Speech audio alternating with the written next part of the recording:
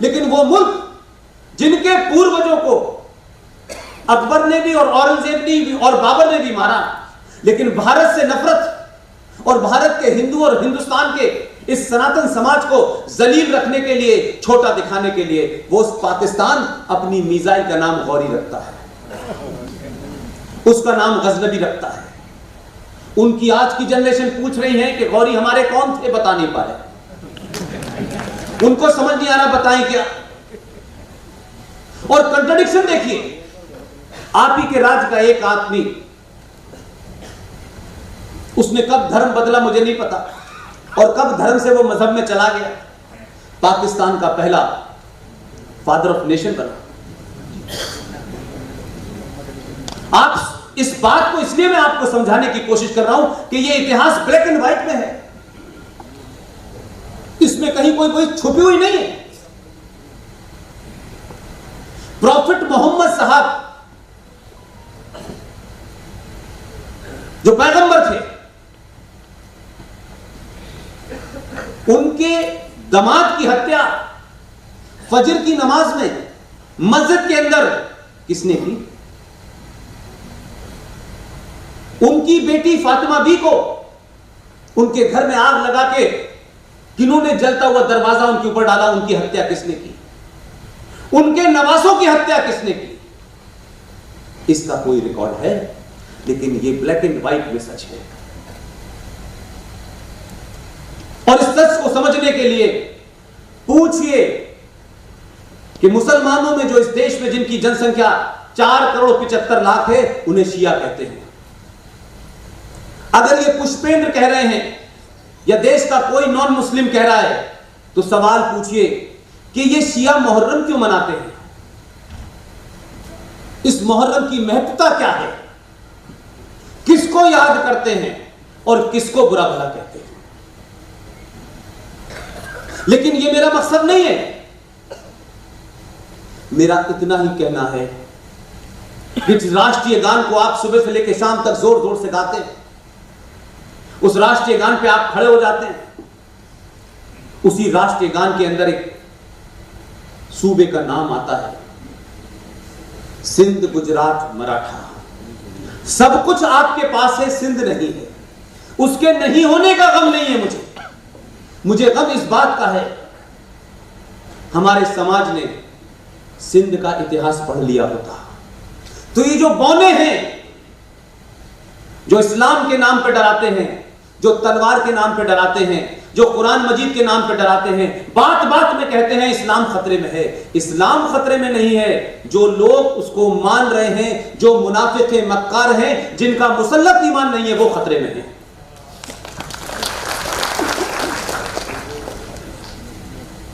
अगर आपने सिंध का इतिहास पढ़ा होता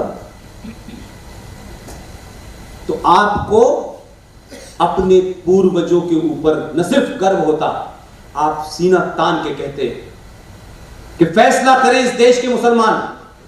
मैं दुनिया के मुसलमानों की बात ही नहीं करता, इस देश के मुसलमान तय करें कि सिंध के राजा का नाम बताएं। सिंध का आखिरी राजा जो एक हिंदू राजा था, जिसका नाम था राजा दाहिर सेन। और अरब में चले जाएं, इस्लामिक मुल्कों में चले जाएं, और इस हिस्ट्री को झुटला नहीं सकते। भले ही इस बात के लिए आप झूठ बोलते हो कि कुरान मजीद को हिंदू पढ़ता नहीं है, क्योंकि जिस लैंग्वेज में वो उसे आती नहीं है, और कुरान का नाम डर लेकर के आप डराते हैं। ये डरा तो सकते हैं कुछ दिन के लिए, लेकिन सच नहीं बदल सकते। राजा दाहिर सेन जो सिंध का आखिरी हिंदू लीडर था, राजा था। आप इस कंट्राडिक्शन का मुझे जवाब नहीं मिलता है। बड़ी बड़ी लंबी लंबी दाढ़ियां, छोटे भाई का पजामा, बड़े भाई का कुर्ता, हर वक्त इस बात का डर। अरे भाई, आप मुसलमान रहिए, आपसे किसने कहा है कि आप अपने मुसलमान होने पर शर्म करिए, लेकिन मुसलमान होकर डराइए मत किसी को। यह कुरान शरीफ में भी नहीं लिखा है। पूरी दुनिया में इस्लाम की किताब लेकर के जो कुछ हो रहा है, वो हिंदू नहीं कर रहे, वो नॉन मुस्लिम नहीं कर रहे, वो काफिर नहीं कर रहे। राजा दाहिर सेन का परिवार, उसकी बेटी, उसकी पत्नी,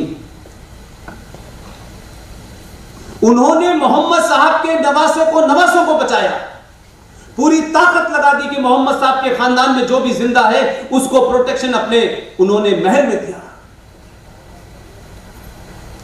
लेकिन दूसरी जो सबसे बड़ी बात है, जिस मुल्क को लेकर के इस मुल्क में आज तक कोई प्रदर्शन नहीं हुआ, उसी इलाके से एक शख्स निकला जो पाकिस्तान का हीरो है, अपने इतिहास शुरू करते ही उसका नाम लेता है। उसका नाम है मीर कासिम। उस मीर कासिम ने सिंध के राजा पे हमला किया और पूरा हिंदू परिवार,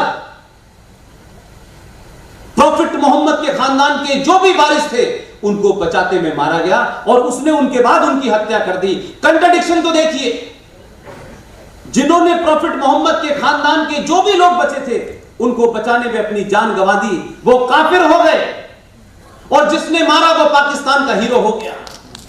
मुसलमानों ने कभी खड़े होकर नहीं कहा कि जिस मुल्क में हम रह रहे हैं, इस मुल्क में हमने कभी मजहब के नाम पे किसी ने सवाल नहीं उठाया। आपके इनका इतिहास, इनका डीएनए, इनके यहां कोई भी सत्ता आई हो, किसी भी पंथ की आई हो, लेकिन किसी ने कोई कानून ऐसा नहीं बनाया कि भारत के संविधान में मुसलमानों के अधिकारों को कम कर दिया जाए। एक मुल्क मांगा, एक पूरा का पूरा देश का हिस्सा आपने लिया। उस आहत हिंदू ने भी उसके बाद यह नहीं कहा कि भारत हिंदू राष्ट्र करो, और कई करोड़ हिंदू मुसलमान इस मुल्क में रहे और उनके अंदर इनसिक्योरिटी पैदा न हो, इसलिए जायज और नाजायज बहुत सी मांगे मानी। इस देश की मेजॉरिटी ने उस पर भी सवाल नहीं उठाया। लेकिन हमारी खामोशी, हमारे आदर्श, 5000 साल के डीएनए के चलते कुछ लोगों ने हमें कायर समझ लिया है। और जो हमारा इतिहास नहीं जानते, जिन्होंने पतंजलि नहीं पढ़ी है, जिन्होंने वेद नहीं पढ़े हैं, उनको बड़ी गलतफहमी है। समय समय पे चीजें बदलती हैं, दुनिया बदल रही है। अभी तो इस सनातन संस्कृति के मानने वालों ने जिस दंगाइयों से, जिस जहन से यह भारत ग्रस्त है, जिस 70 साल में संवैधानिक तौर पे उस राज्य में, क्योंकि मुसलमान उस राज्य में 71% थे, इस देश में कोई रैली, कोई सवाल, कोई सेमिनार आज तक नहीं हुआ कि जिसमें कोई ये सवाल उठाता कि आजाद भारत के संविधान के अंदर संशोधनों को कर करके लोगों को अपीस किया गया। लेकिन इसी देश में जिसकी 99% साल का खर्चा मेरे और आपके टैक्स से चलता था, उनका आज तक भारत की जीडीपी में 0% से भी ज्यादा कम कंट्रीब्यूशन है।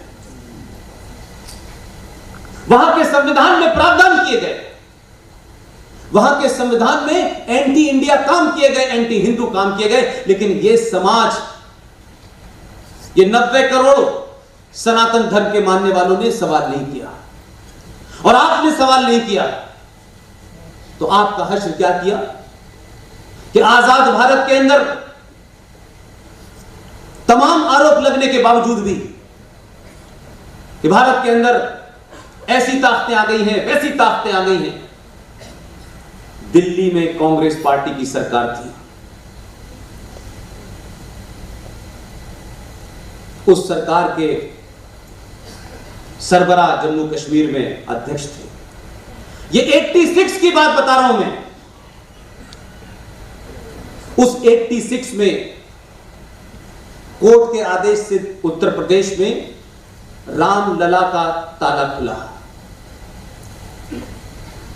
और उसकी प्रतिक्रिया में क्या हुआ, मुझे पूरी इस बात का दुख होगा कि जहां जहां भी मैंने लोगों से पूछा, लोगों ने कहा हमने ये सुना नहीं।